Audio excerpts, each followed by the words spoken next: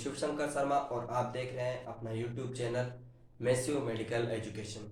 जैसा कि मैंने आपको बताया था कि मैं डीएमएलटी फर्स्ट ईयर वाले बच्चों और जो लैब टेक्नीशियन करने वाले स्टूडेंट्स हैं उनके लिए एक न्यू बैच स्टार्ट करने वाला हूँ, डीएमएलटी फर्स्ट ईयर की क्लासेज, जिनके अंदर हम पढ़ेंगे हेमेटोलॉजी के बारे में, ब्लड बैंकिंग, क्लिनिकल पैथोलॉजी और anatomy and physiology classes available करवा दी जाएगी। इसके अंदर हम इसको इस तरीके से पढ़ेंगे कि जो हमारे आगे जाकर हम लैब टेक्नीशियन का एग्ज़ाम दें तो उसमें भी हमें प्रॉब्लम ना हो, और जो हमारे लैब टेक्नीशियन की जो तैयारी करने वाले हैं स्टूडेंट्स हैं वो भी इस यहाँ से बैच से ले सकते हैं, और ये रेगुलर क्लासेस होने वाली है। तो आज हम सबसे पहले देखते हैं हेमेटोलॉजी के सिलेबस के बारे में, उसके बाद हम ब्लड बैंकिंग की सिलेबस देखेंगे, उसके बाद हम क्लिनिकल पैथोलॉजी और फिर हम एनाटॉमी एंड फिजियोलॉजी की सिलेबस देखेंगे। लेकिन मेरे चैनल पर मैंने कुछ एनाटॉमी एंड फिजियोलॉजी के कुछ वीडियोस पहले अपलोड हैं, तो आप वहाँ जाकर अगर आपको कुछ प्रॉब्लम हो, जैसे लीवर का वीडियो अपलोड है, हार्ट का सर्कुलेटरी सिस्टम का वीडियो है, सीएसएफ का वीडियो है, और भी अदर वीडियो भी हैं, तो आप वहाँ जाकर उन पर देख सकते हैं। तो आइए हम बात करते हैं हेमेटोलॉजी की सिलेबस की। हेमेटोलॉजी का जो सिलेबस होगा वो होगा इंट्रोडक्शन ऑफ हेमेटोलॉजी, यानी कि हेमेटोलॉजी में क्या क्या होता है उन सब के बारे में बताया जाएगा। Instrument and glasswares use in haematology, instruments और जो ग्लासवेयर्स यूज होते हैं हेमेटोलॉजी में उनके बारे में बताया जाएगा। प्रिपरेशन ऑफ वेरियस स्टेंट्स, यानी डिफरेंट स्टेंट्स की प्रिपरेशन किस तरीके से की जाए, वो यूज किस तरीके से ली जाती है, किसमें क्या यूज आता है, उनके बारे में बताया जाएगा। Methods of collection of blood samples, जो ब्लड कलेक्शन होता है, ब्लड सैंपल्स का कलेक्शन होता है वो किस टाइप से किया जाता है और किस किस मेथड से किया जाता है वो बताया जाएगा। एंटीकोगुलेंट्स के बारे में आपको बताया जाएगा।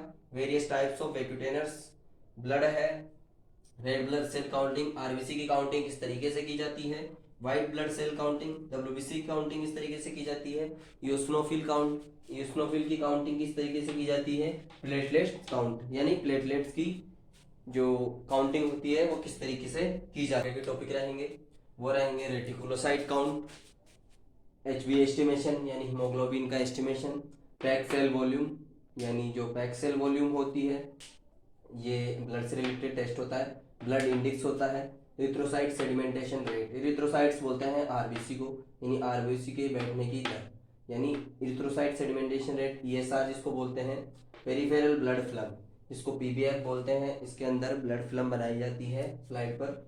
Normal and abnormal forms of RBC and WBC, यानी कि जो आरबीसी और डब्ल्यूबीसी की नॉर्मल और एबनॉर्मल फॉर्म होती है उसके बारे में हम डिस्कस करेंगे। उसके बाद में डिफरेंशियल ल्यूकोसाइट काउंट, यानी इसको डीएलसी बोलते हैं, differential leukocyte count. Bone marrow examination के बारे में हम पढ़ेंगे, ऑस्मोटिक फ्रेजिलिटी टेस्ट के बारे में पढ़ेंगे, ऑटोमेशन इन हेमेटोलॉजी के बेसिक प्रिंसिपल्स पढ़ेंगे, यानी कि जो हेमेटोलॉजी के अंदर जो ऑटोमेशन हुआ है उसके बेसिक प्रिंसिपल्स के बारे में पढ़ेंगे। हम फीटल हीमोग्लोबिन के बारे में पढ़ेंगे, ये एचबीएफ और इसको नॉर्मल शॉर्ट फॉर्म में एचबीएफ भी कहा जाता है।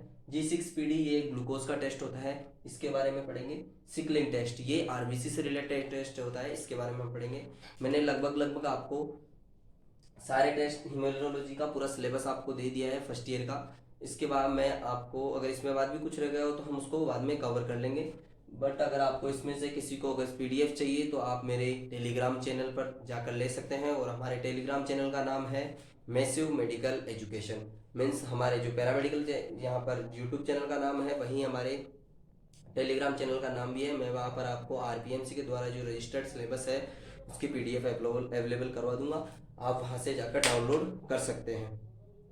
अब हम बात करेंगे इंट्रोडक्शन ऑफ हेमेटोलॉजी। आज का हमारा टॉपिक रहेगा अभी का, haematology is a branch of medicine that is concern with the study of blood, यानी हेमेटोलॉजी एक ब्रांच है मेडिसिन की जिसके अंदर क्या किया जाता है, कंसल्ट किया जाता है और स्टडी की जाती है ब्लड की।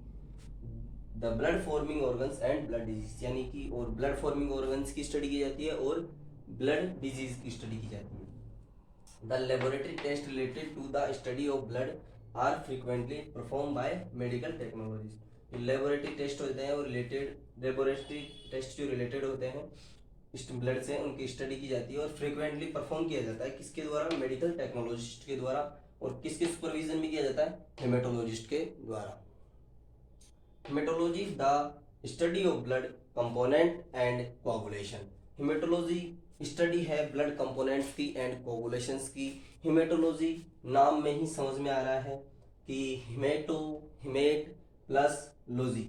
हिमेट यानी क्या होता है? हिमेट यानी होता है ब्लड, और लॉजी यानी होता है स्टडी, इसलिए इसके नाम में ही है हिमेटोलॉजी। तो स्टूडेंट्स, इसके नाम से ही पता लग रहा है कि हिमेटोलॉजी यानी ब्लड की स्टडी, ब्लड कंपोनेंट्स की स्टडी, ब्लड के जो कोगुलेशन होता है उनकी स्टडी, ब्लड के जो अदर टेस्टेज होते हैं उनकी स्टडी। उनकी स्टडी करता कौन है? उनकी स्टडी करते हैं टेक्नोलॉजिस्ट। किसके सुपरविजन में करते हैं? जैसे आप लोग एग्जाम देते हो, किसके सुपरविजन में देते हो? टीचर्स के। वैसे ही टेक्नोलॉजिस्ट हिमेटोलॉजिस्ट के सुपरविजन में हिमेटोलॉजी के टेस्ट परफॉर्म करते हैं। इट इंक्लूड्स, इसके साथ ही इसमें इंक्लूड्स होते हैं analysis of the structure and function of the cell. Analysis किया जाता है किसका? स्ट्रक्चर को, स्ट्रक्चर को, सेल की स्ट्रक्चर को, और उसके फंक्शंस को एनालिसिस किया जाता है। कौन सी सेल्स? हमारे जो ब्लड होता है, ब्लड हमारे हिमेटोलॉजी का पार्ट होता है, यानी कि हिमेटोलॉजी वो एक तरीके से ब्लड पे ही निर्धारित है पूरी। और स्ट्रक्चर और फंक्शंस का एनालिसिस किया जाता है किसके की?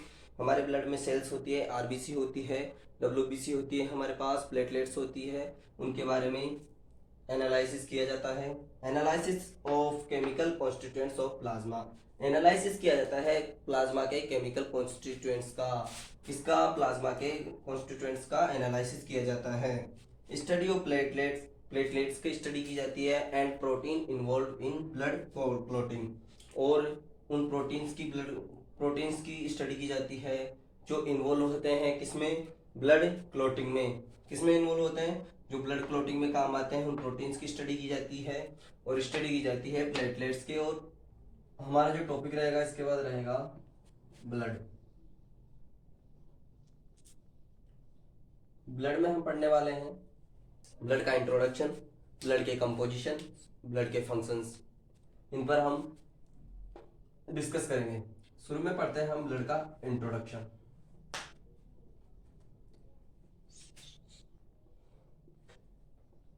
इंट्रोडक्शन में क्या होगा? ब्लड क्या होता है, ब्लड की जो डेफिनेशन हो है वो क्या है। ब्लड की डेफिनेशन एक लाइन में मैं आपको समझा दूं। It is a red vascular, it is a fluid connective tissue, fluid connective tissue. आप एक कॉपी ले लीजिए और मेरे साथ इस नोट्स को एज इट इज उतारते चलिए, या आप एग्जाम में करके आएंगे।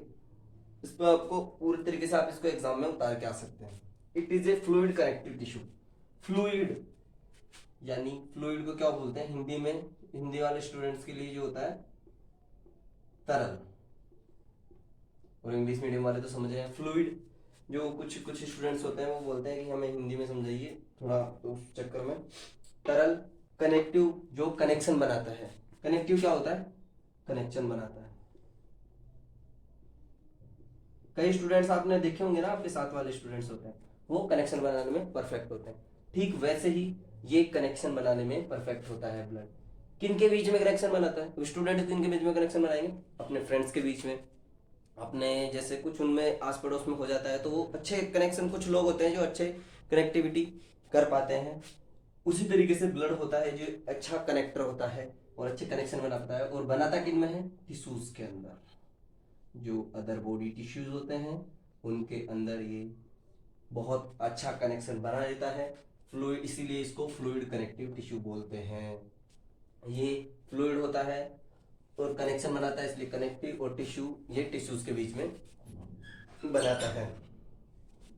अब आगे बात करते हैं इसमें इसके अदर की। इसमें अदर क्या होंगे? इसके फंक्शंस क्या होंगे? क्या होता है ये बॉडी के अंदर? कितना होता है बॉडी के अंदर? कितना होता है ये बॉडी के अंदर? होता है 6 to 8% बॉडी वेट। ये हमारी बॉडी वेट का 6 to 8% होता है। ओके, नेक्स्ट इसका बात करते हैं, यानी कि आप एक नॉर्मल व्यक्ति में अगर इसकी बात की जाए तो नॉर्मल कितना होता है? ये नॉर्मल होता है 5 से 6 लीटर। एक एवरेज ह्यूमन के अंदर ये 5 से 6 लीटर होता है। इसके बाद में इसकी पीएच की बात की जाए, पीएच कितनी होती है इसकी? पीएच अगर इसकी बात की जाए, पीएच इसकी होती है 7.35 to 7.45। कई जगह एग्जैक्ट लिखा होता है, जैसे एमसीक्यूज में कई जो लैब टेक्नीशियन की तैयारी करने वाले हैं उनके एमसीक्यूज में क्वेश्चन आ जाता है, तो उसमें लिखा होता है फिक्स एग्जैक्टिव वैल्यू लिखी होती है, तो उसके लिए 7.4 एग्जैक्टिव वैल्यू है। 7.4 उनके लिए बिल्कुल सही है, तो वो 7.4 पे टिक करके आएंगे। ये नहीं कि 7.35 लिखा है या 7.45 लिखा है तो इन दोनों में से कोई वैल्यूज यूज नहीं करनी है, वैल्यूज चूज करनी है। कौन सा आंसर सही रहेगा? 7.4 आंसर सही रहेगा। इसके बाद में हम बात करते हैं ब्लड के कलर की। कौन सा? कि ब्लड का कलर कौन सा होता है? कलर कलर कौन सा होता है? कलर होता है इसका रेड। कौन सा कलर होता है? रेड। रेड कलर क्यों होता है? रेड कलर इसलिए होता है क्योंकि इसके अंदर एक सेल्स होती है, हम आगे इसमें पढ़ेंगे, बट मैं आपको थोड़ा सा ऊपर ऊपर से बता देता हूँ। इसके अंदर एक सेल्स होती है आरबीसी, उसके अंदर एक पिगमेंट होता है हीमोग्लोबिन, इसी की वजह से इसका कलर रेड होता है। इसके बारे में आपको आगे चल के बताऊंगा। ये क्या होता है? ये क्या होता है? Slightly alkaline. यहां से देख लेते हैं उसको। स्लाइटली स्लाइटली एल्केलाइन, ये थोड़ा एल्केलाइन होता है।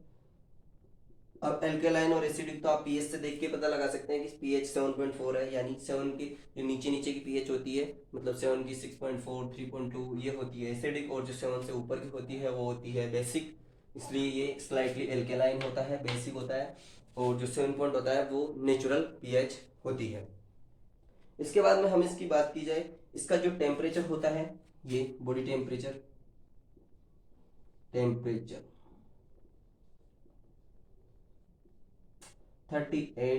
Degree Celsius. इसका जो बॉडी में टेम्परेचर होता है वो कितना होता है? वो होता है 38 डिग्री सेल्सियस। इसके बाद में ये हो गया हमारा ब्लड का पूरा इंट्रोडक्शन। इसके बाद में मैं आपको पढ़ाने वाला हूँ इसके कंपोजिशन। आइए हम इसके कंपोजिशन देख लेते हैं। इंट्रोडक्शन हमारा कंप्लीट हो चुका है। आप इसको कॉपी में उतार लीजिए ताकि हम इसको बाद में पढ़ने के लिए आपके लिए ये यूजफुल रहे। इसके बाद में हम इसकी बात करते हैं इसके कंपोजिशन की। कंपोनेंट कंपोजिशन,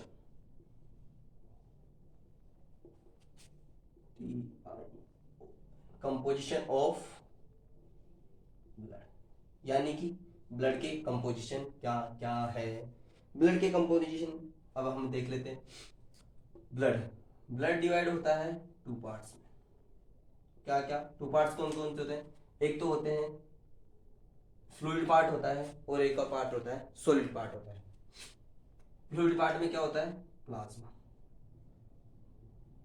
किस किस में डिवाइड होता है? एक होता है प्लाज्मा, और एक को क्या होता है? सेकंड पार्ट जो होता है वो कौन सा होता है? इसके अंदर होती है जो सेल्स होती है, यानी कि इसको हम बोल सकते हैं ब्लड सेल्स।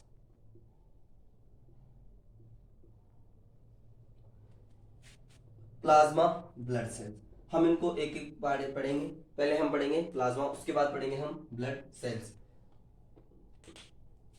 लेकिन फिर मैं आपको हल्का सा एक बार व्यू दे देता हूं कि हम ब्लड सेल्स में क्या क्या पढ़ेंगे, प्लाज्मा में क्या क्या पढ़ेंगे। ब्लड सेल्स की बात की जाए तो इसके अंदर जो ब्लड सेल्स होती है, एक होती है आरबीसी, सॉरी मैं फुल फॉर्म लिख देता हूं, रेड ब्लड सेल्स, जिसको शॉर्ट फॉर्म में आरबीसी बोलते हैं। क्या बोलते हैं? आरबीसी। जो सेकंड पढ़ेंगे हम वो पढ़ेंगे white blood cells, white blood cells, इनको क्या बोलते हैं? डब्ल्यूबीसी। जो हम थर्ड पढ़ेंगे और लास्ट सेल होगी वो कौन सी होगी? प्लेटलेट्स। कौन सी होगी? प्लेटलेट्स। और इसको प्लेटलेट्स को जो बोलते हैं, इसको बोलते हैं थ्रोम्बोसाइट।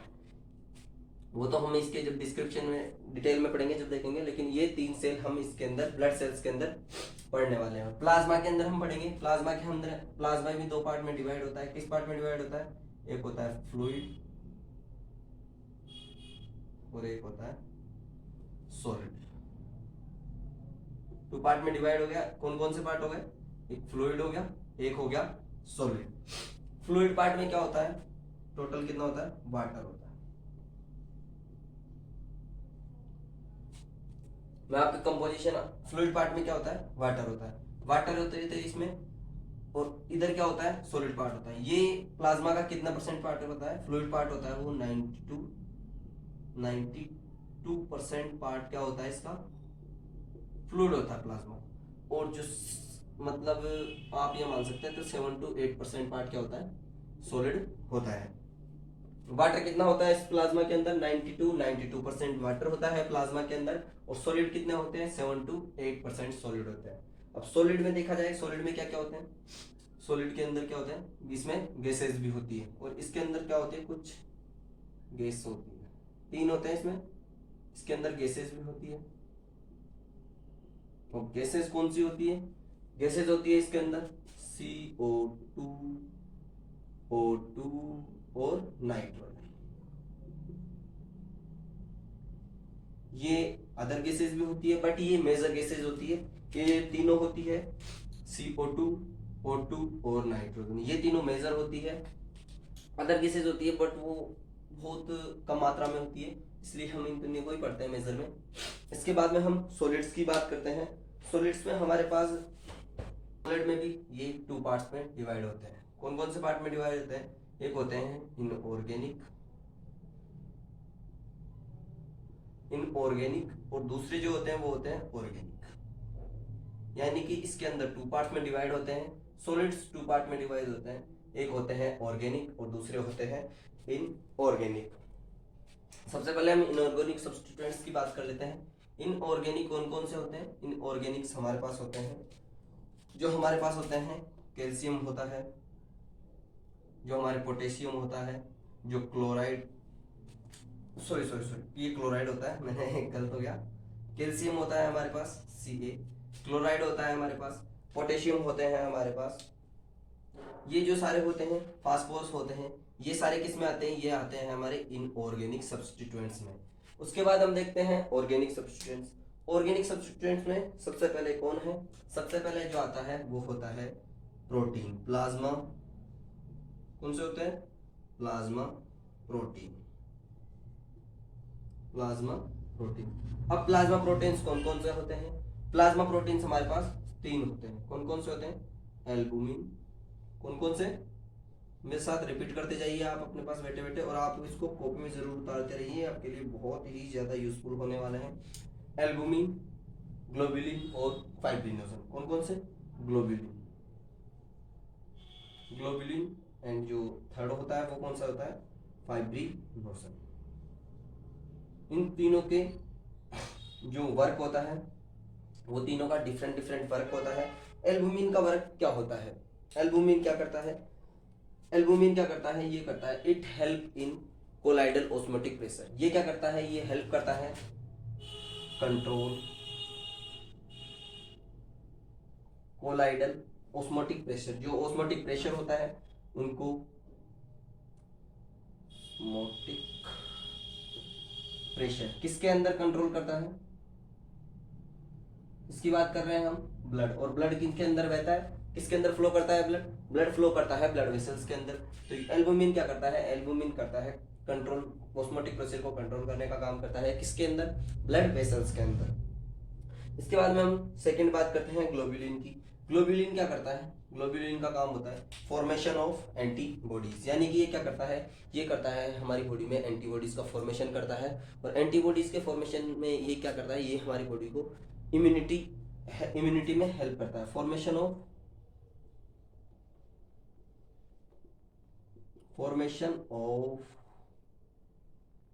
एंटीबॉडीज।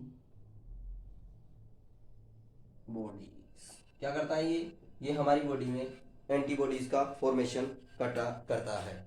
और जो फाइब्रिनोजन होता है, फाइब्रिनोजन क्या करता है, फाइब्रिनोजन का एक ही काम है, ये क्या करता है, इट हेल्प इन किसके अंदर हेल्प करता है, ये ब्लड क्लॉटिंग। यानी कि अगर हमारे ब्लड से कहीं बॉडी में कहीं चोट लग जाती है, उसके बाद ब्लड फ्लो होता है, तो ये ब्लड क्लॉटिंग में हेल्प करता है। कई स्टूडेंट्स को क्लॉटिंग समझ नहीं आ रही होगी, तो जब हम आगे पढ़ेंगे तो इस क्लॉटिंग को अच्छे से डिस्क्राइब करेंगे, लेकिन मैं अभी भी बता देता हूँ।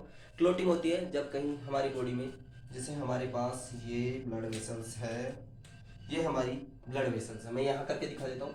ये हमारी ब्लड वेसल्स है। अचानक हमें यहाँ कट लगा और हमारा ब्लड यहाँ से फ्लो होने लगा। किस तरीके से फ्लो होगा, इस तरीके से ब्लड बाहर फ्लो हो रहा है। तो यहाँ क्या होता है, जब ये ब्लड बाहर फ्लो हो रहा है अंदर की साइड से, इस तरीके से ब्लड बह रहा है और फिर ये बाहर फ्लो होने लग गया इस तरीके से जब चोट लगी तो यहाँ क्या होता है, जो इसको यहाँ पर 5 थ्रेड्स बनता है इस टाइप का, जिसको आप बोलते हो, आपके कुछ खरोंठ कुछ बोलते हो जाता है यहाँ पर, इस टाइम के थ्रेड्स बन जाते हैं, उसको बोलते हैं क्लोटिंग। यानी कि वहाँ पर फाइब्रिनोजन आता है और उसको क्लोटिंग में हेल्प करता है। ये नहीं कि पूरी क्लोटिंग करता है, ये सिर्फ हेल्प करता है। इसके बाद में हम क्या बात करते हैं, प्लाज्मा में क्या होते हैं, थोड़ा इसको कम कर देते हैं, हम ये हटा देते हैं ब्लड सेल वाला पार्ट, हम सिर्फ प्लाज्मा वाला पार्ट रखेंगे, फिर बाद में हम देखेंगे। जो सेकंड होती है इसमें सॉलिड्स में, वो सॉलिड्स में क्या होता है, इसमें होता है अमाइनो, सेकंड सॉलिड्स में क्या होते हैं, अमाइनो एसिड्स। क्या होते हैं, अमाइनो एसिड्स। जो थर्ड होते हैं, वो थर्ड में क्या आते हैं, थर्ड होते हैं कार्बोहाइड्रेट्स। कार्बोहाइड्रेट्स ये क्या करते हैं, ये एनर्जी अवेलेबल करवाते हैं। जिसमें होते हैं फोर्थ क्या होते हैं, फैट होते हैं, जिसको हम लिपिड्स भी बोल सकते हैं। और फैट में क्या होते हैं, फॉस्फोलिपिड या कोलेस्ट्रॉल जो भी होता है वो होता है। और जो फिफ्थ में होता है वो कौन से होते हैं, हॉर्मोन्स। देखिए मैं आपको बताऊंगा कि कनेक्शन का काम कैसे करते हैं। हमारे बॉडी में 2 टाइप्स की डक्ट, हर जगह से, ये नहीं है कि हर जगह से डक्ट है जिसको जहाँ जाना है वहाँ चले जाए, ऐसा नहीं है। तो क्या करते हैं, हमारे कुछ टिश्यूज होते हैं, वो टिश्यूज क्या करते हैं, कुछ रिलीज करते हैं, कुछ कंपाउंड रिलीज करते हैं। जैसे कि ए टिश्यू है, इसने बी टिश्यू के लिए कुछ कंपाउंड रिलीज किया यहाँ से, लेकिन इसको यहाँ जाने के लिए कुछ ना कुछ वे चाहिए, अदर वे चाहिए। तो ये क्या करता है, ये क्या यहाँ क्या होती है, इसके ए के बाहर क्या होती है, यहाँ होती है ब्लड वेसल्स। तो ये क्या करता है, ब्लड वेसल्स के थ्रू हार्मोन होते हैं जो ब्लड वेसल्स में आते हैं, और ब्लड वेसल्स के थ्रू कहाँ चले जाते हैं, जिसको ज़रूरत है, जिसको जो नीडेड टिश्यू है उसके पास ये ब्लड वेसल्स के थ्रू चले जाते हैं। इसका मतलब क्या हुआ कि ये कनेक्शन का काम करता है, और इसको हम आसानी से यहाँ समझ सकते हैं। इसके पास क्या होते हैं, इसके पास एंजाइम्स होते हैं।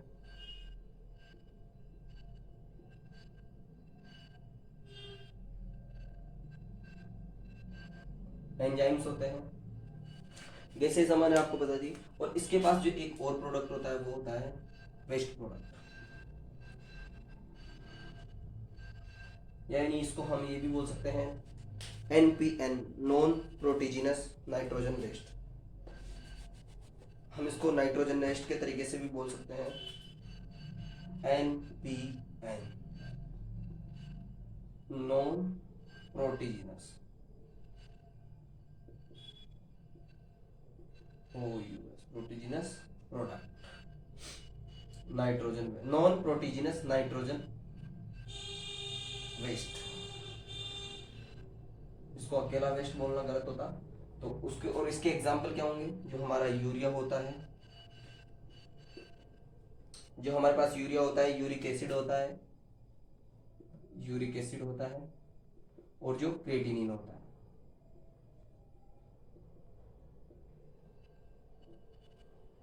तो मैं आपको एक बार कंपोजिशन ऑफ ब्लड में एक बार प्लाज्मा की वापस बढ़ा देता हूँ, आपको बता देता हूँ। प्लाज्मा में 3 पार्ट में डिवाइड होता है, फ्लूइड होता है, सॉलिड होते हैं, और गैसेज होती है। फ्लूइड होता है 90 to 92%, इसके अंदर ओनली वाटर होता है। इसके बाद में मैं आपको बताता हूँ गैसेज के बारे में। गैसेज हमारे पास मेजर गैसेज जो होती है बॉडी के अंदर, वो क्या क्या होती है, CO2, O2 और नाइट्रोजन। ये तीनों मेजर गैसेज होती है। अदर गैसेज होती है बट वो बहुत माइनर कंडीशन में होती है, इस वजह से। थर्ड, इसके बाद में बात करते हैं हम सॉलिड्स की। सॉलिड्स कितने होते हैं, 7 to 8% प्लाज्मा में सॉलिड्स पाए जाते हैं।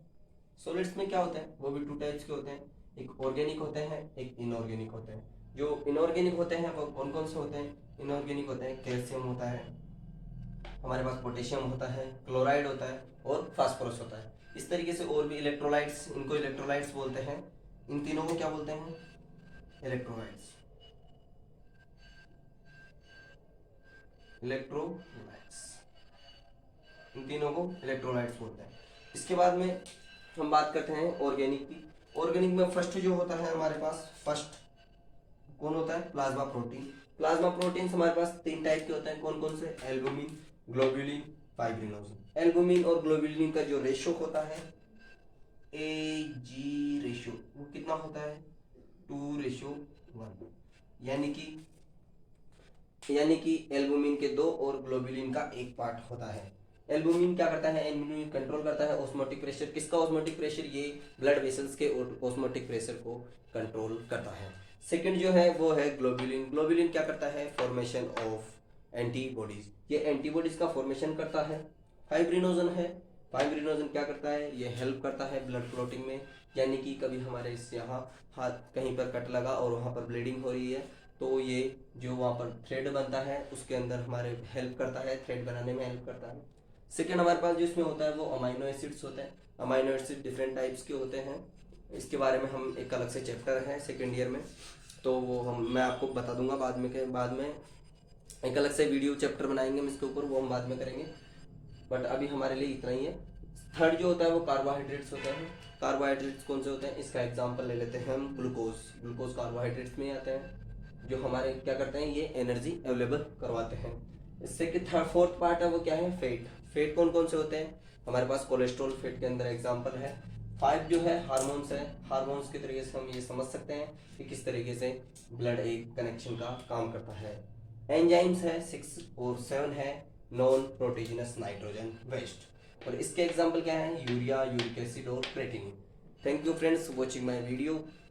इसके बाद में हम जो नेक्स्ट चैप्टर होगा वो मैं आपको कल अवेलेबल कराएंगे, अब आगे पढ़ेंगे हम कल। और तो फ्रेंड्स मेरी आपसे एक रिक्वेस्ट है कि इस वीडियो को ज़्यादा से ज़्यादा लाइक करें, शेयर करें, और जिन भाइयों को इसकी ज़रूरत है उनको इसको ज़्यादा से ज़्यादा शेयर करते हैं, और उनसे रिक्वेस्ट है मेरी कि आप इसको लाइक एंड सब्सक्राइब और शेयर ज़रूर करें, ताकि जो ज़रूरतमंद भाई है या ज़रूरतमंद जो स्टूडेंट्स हैं उनकी हेल्प हो सके।